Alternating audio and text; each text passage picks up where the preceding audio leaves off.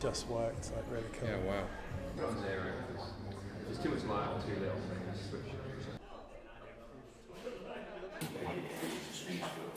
You won't hear it.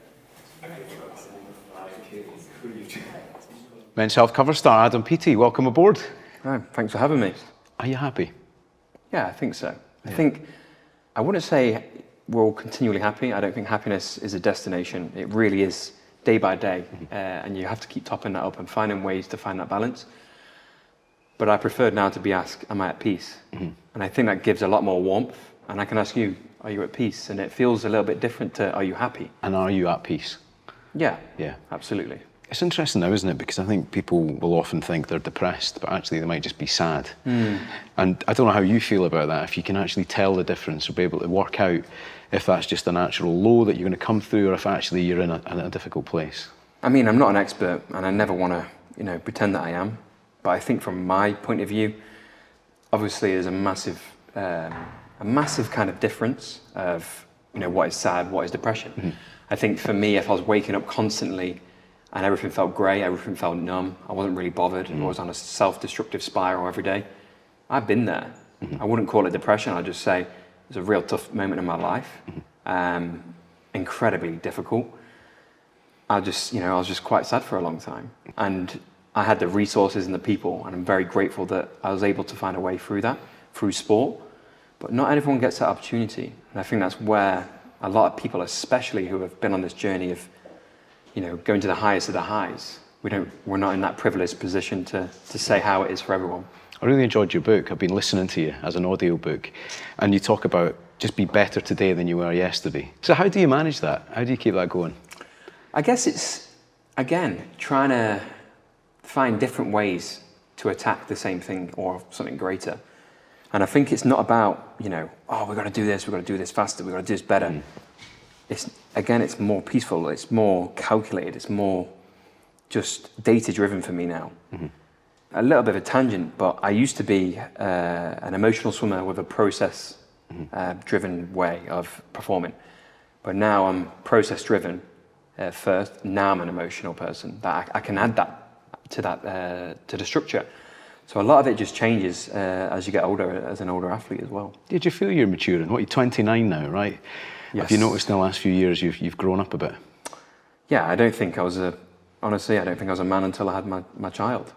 Once you feel the tears of fatherhood when they come out, I don't know if you cry, but I'm a very emotional person. It makes me think I've cried too much today, actually. I'm not going to cry anymore. But it's that moment of, wow, I've got this incredible person in my life that you barely know, but they're your responsibility for most of their life. And it's an incredible thing because you can take them on all the highs and lows and teach them the wisdom. Am I more mature? I still laugh at horrendous jokes. I still laugh at all the immature stuff. Yeah. My life is pretty much 90% humour-based, but I can be mature, I can have that wisdom, and I can apply that to my life. Your head can go to funny places when you have kids as well, though, because it is such an ordeal, right? It's hard work. Yes. Nobody gives you a manual, really. You've just got to work it out for yourself, right? But at the same time, your career for the first time, I don't know if it's fair to say, but everything had been plain sailing in a brilliant trajectory. But then suddenly you were under a bit of pressure because things didn't go to plan. Did you ever think it's because I've had a family or because my priority isn't just swimming anymore? I think the world had that, my world outside of this sport had that kind of, they tried to give me a reason as to why my performance was changing. Of course, having a child affects your life. Of course it does. But I still won Olympic gold when he was barely under a year old. I moved house a few months before the Olympics. All that could have affected me. It didn't. And the path I went down was more to do with the relationships I have with people, other people, and the place I was running from. I was continually running and chasing this high that didn't exist. So those years from end of 2021, after I did a bit of dancing, that was kind of my break, which was probably one of the hardest things I've ever done. With hindsight, I should have took a few more months off. I came back in 2022, had a few months training, broke my foot in May, went into the Commonwealth Games. I lost 100 for the first time in 8 years. I still had pretty much a broken foot at that point. I won the 50 somehow, and then in 2023, I found myself in a place where again, I was still running. No matter, I think something or someone or God was trying to tell me that slow down. I'm going to break your foot.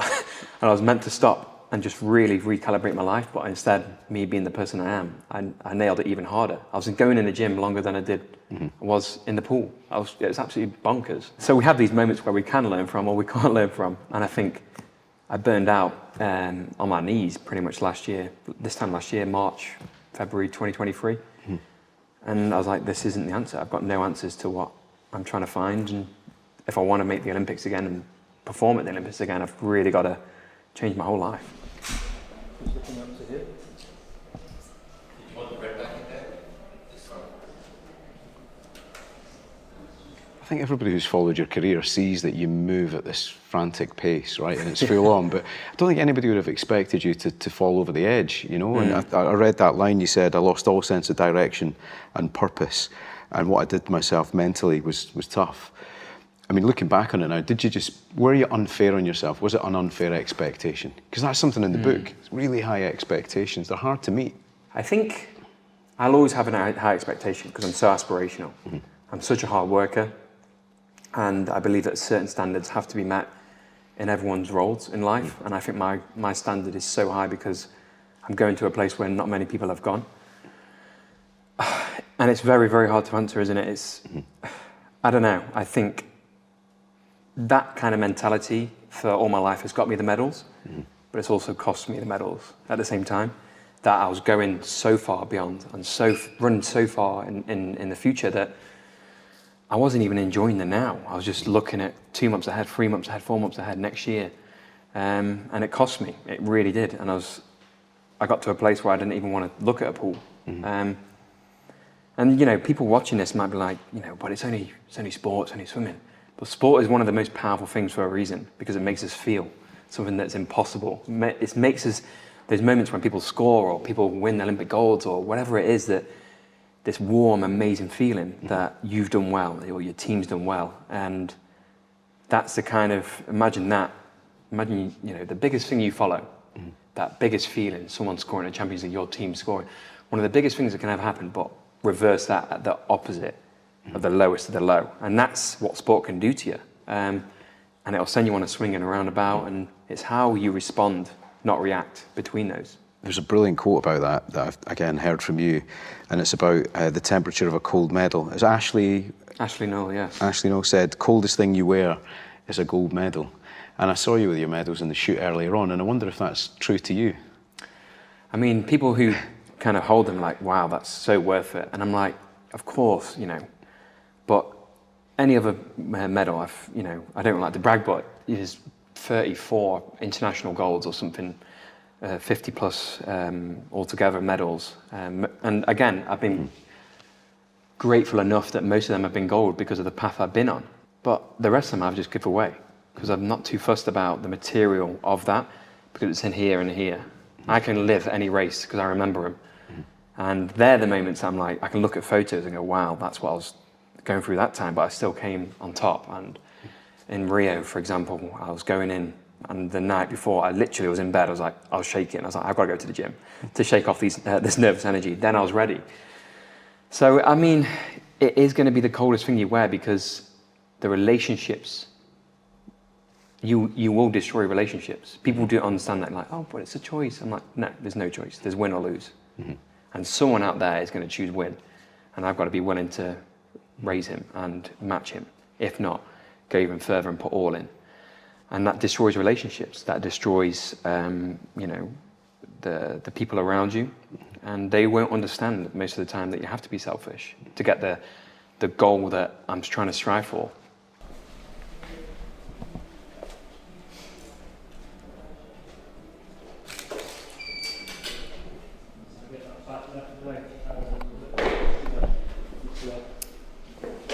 I think 26, 27, 28, 29, you're going through those things in life anyway, regardless of your profession or your career.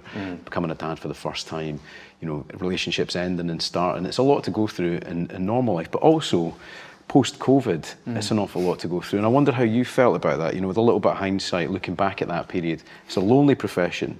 It's tough emotionally. You've gone through a lot physically, you've gone through a lot mentally. Do you think we are kind of suffering a little bit, or are you suffering a little bit after what happened in lockdown? I think it took me a long time to get over that period of my life, and I hate to go back to the cliche that it was a tough time. Of course it was a tough time. It's just abnormal behaviour from everyone, really. And in sport especially, it just changed. But the main reason why is because we normally have a hard reset every 4 years.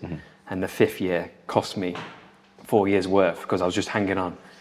And then people were coming through, then you start to get defensive instead of risking. And then that has a complete different effect on your body because you get a little bit more tense. So I think, yes, it definitely did affect everything. And it's only took me about 3 years after it started. So 2023, I started to really stop running and start facing what I needed to face back then in a healthy manner. And, you know, and that can't be found in a nightclub. It can't be found in some of the stuff you do. It's just a facade for me. It has to be found in real hard, deep conversations of your actual behaviour, accountability. And again, that requires so much maturity to face yourself in the mirror and go, you know, my behaviour is not acceptable. Who I am is not acceptable. Who would I want to be in 10 years? Who would I want to be in 15 years? What do I want my legacy to be? It required a lot of growth. You might be able to recite this better than me, but he conquers who conquers himself. Can you remember that one? Yes. Yeah. How important is that, having George as your motivation now? Has it given you something that you didn't have before, perhaps? I don't shy away from being an emotional person. I'm not embarrassed by it at all. I think as you grow, especially as you're a parent, you want to show your emotion to the kids or your kids because it's a healthy way of dealing with life. So for me, you know, I look at him in the car and I'm like, don't cry, don't cry, don't cry. I'm just about to race because it just gives me that pure amount of joy that I can't ever explain. And when his head with his curly hair is just hanging over, he's like shouting, "Go daddy."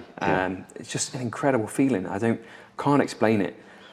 But I think for me, as we've talked about in 2022, I think into 2023, that period of my life, I could have just hung it all up and gone into something else. I could have just gone, oh, well, that was my career. I've won everything I've wanted to win. How close was that? Oh, a hair. Really? Very close. Yeah. Because I was like, what am I going back for? Is it for myself? Is it for my pride? Is it for someone else? Is it for external things in life? And it took a while to find that answer. But as soon as I wrote that contract to myself that I was going to do it, I made sure that I was going to do it in a way that I'm going to put my best foot forward. And it'll teach George and my future children that you get to a place in life and you don't give up when it gets hard. You don't give up when the world is against you and you feel like you've got no support. You give up when the time is right. And the time wouldn't have been right because I can take losses. I've took losses across my whole career, but I couldn't take regret. I think regret would eat any man inside out. Do you know when Bane breaks Batman's back? Yeah. It's what swimming did to me. Yeah. Because it's so hard. It's a lonely, lonely place and you're doing 12,000 meters a day, plus gym, plus nutrition, plus everything else in your life, plus being a father, plus being a partner, business manager, all that kind of stuff. And trying to manage your own future at the same time. And again, I don't want to sound like it's coming from a privileged place at all, but until you've walked, you know, at least a few thousand steps in those shoes of any person, I don't think anyone can judge you. And that's how I found my faith and I found my peace with myself because it took a lot to get back from the lowest point.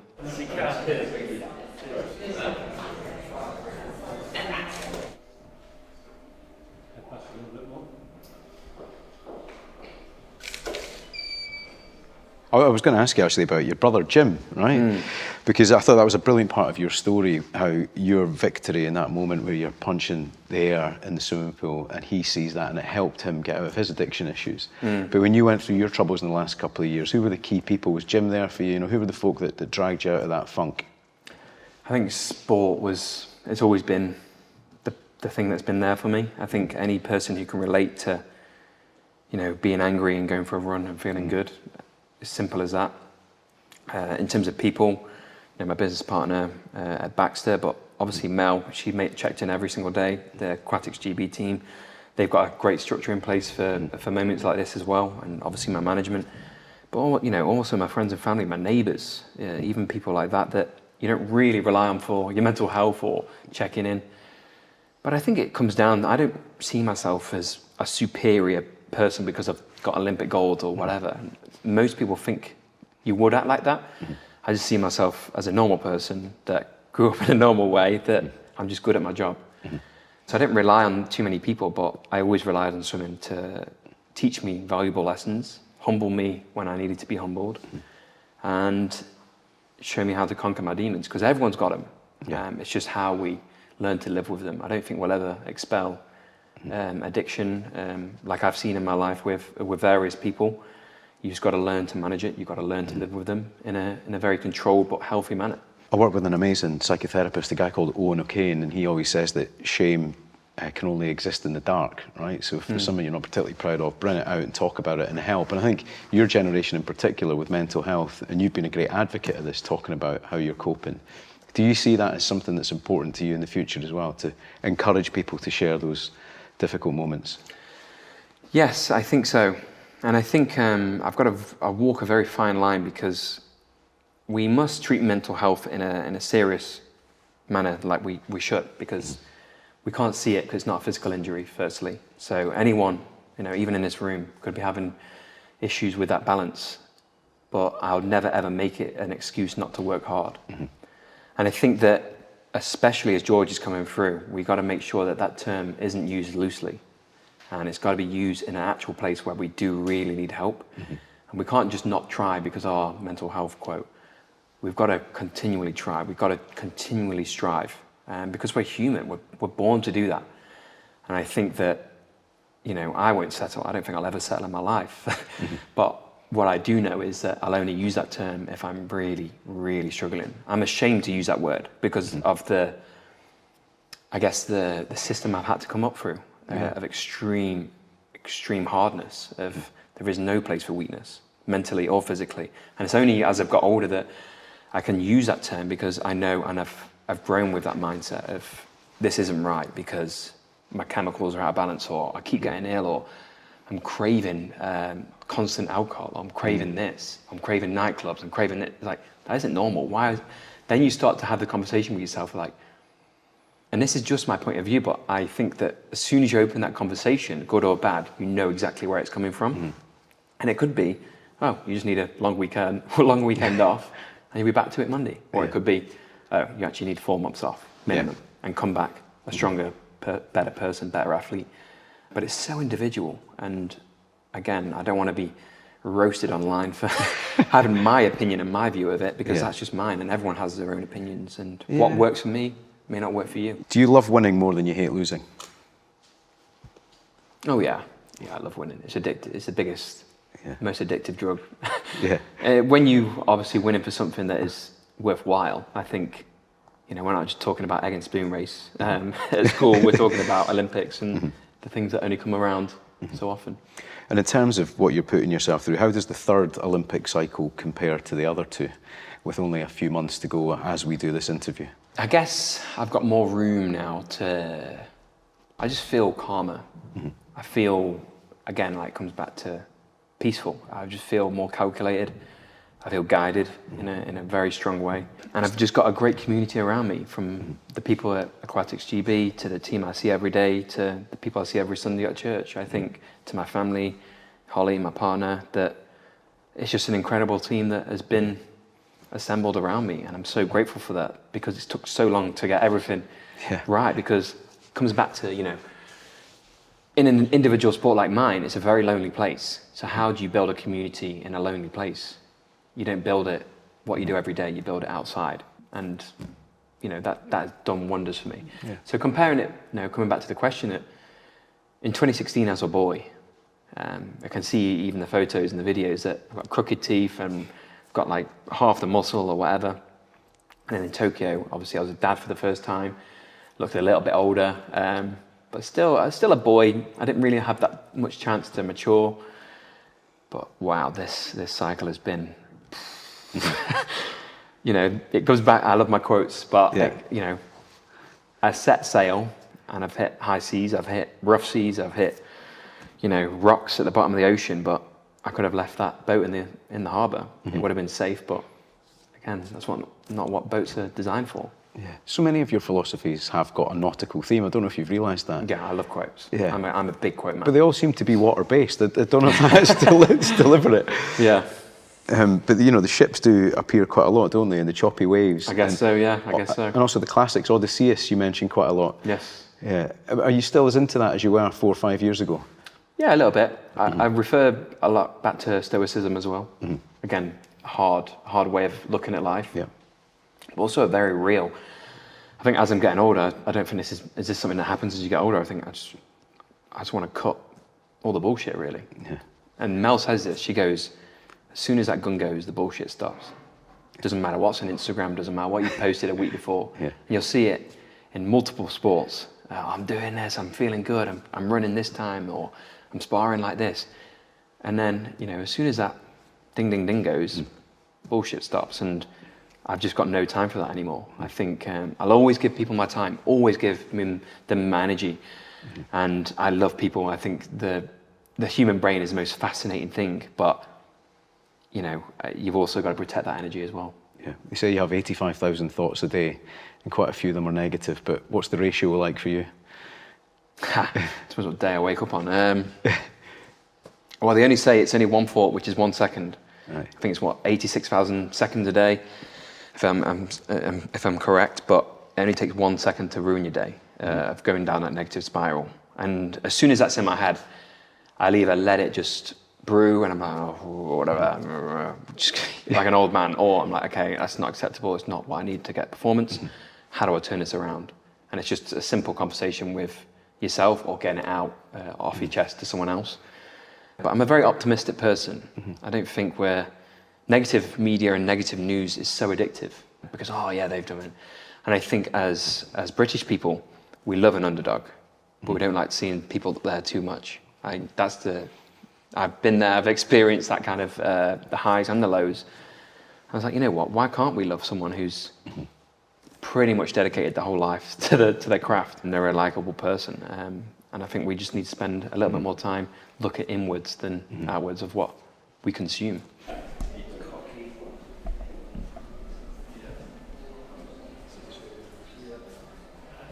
Maybe even a little bit more slack.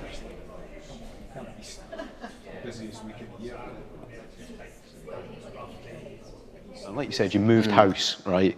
You had a child before an Olympics. That does give you a different level of confidence, and sometimes a bit of mental superiority over your competitors. Yeah, I guess so. But I also chase, for some reason, I don't like the quiet. I quite like the chaos. But you live so much of your life in the quiet, though, don't you? Yeah. So I quite like the chaos of oh, gotta do this, gotta do this, and I like having a busy brain. But I'll always refer back to if I'm, you know, self-doubting just before I go out to race.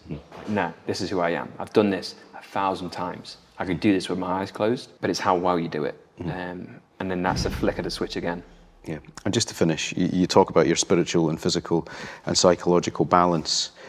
Is that pretty good at the moment? Do you feel like you've got that in the right place in advance of the Olympics? I mean, you tell me. I think you seem settled to me. Yeah. I think so. Spiritually, physically, you're looking all right.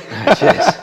Yeah, I mean, I see it as a triangle, and they all support one another. You know, you've got your mental capability, your physical capability, your spiritual capability. For me, my spirit is my purpose. Why am I here? It's got to be something deeper than just swimming 2 laps of the baths. Is it inspiring people just to be better? Is it getting the best out of people? Is it telling a story of absolute perseverance or human excellence, or even the pursuit of? But then you've got your physical. How much punishment can we take? How much beating can we take? Can we get beaten and again and keep getting up? Mentally, how can we keep looking at the fine margins to question people, even in my team, again, that's not good enough.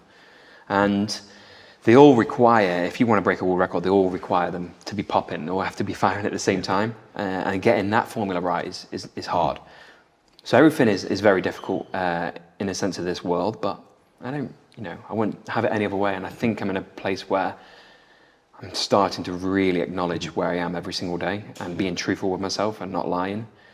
Because the lying is the stuff to yourself, which you'll end up in a bad place eventually. It may not get you now, it may not get you next year, but you can't do it forever because you'll be on the run, and you've got to stop for a break along the way. But, you know, I like my quotes. I saw another one the other day that kind of put the whole thing into a summary of where I was in that kind of real hard moment was, don't stop when you're tired, have a break, and then you maybe find yourself again. So it's, if you're looking out there and you want to stop or give up, just take a break. You never know who you are when you've taken a break. Adam, thank you very much, and best of luck. You've got a big 3 months ahead of you. Yes, thank you. And then I've no doubt you'll deliver again, my man. Cheers, thank you very much. Cheers, brother. Thank you. Thank you. 6'2", and I wasn't. Yeah. For me then. We start diving now. Give me your cards.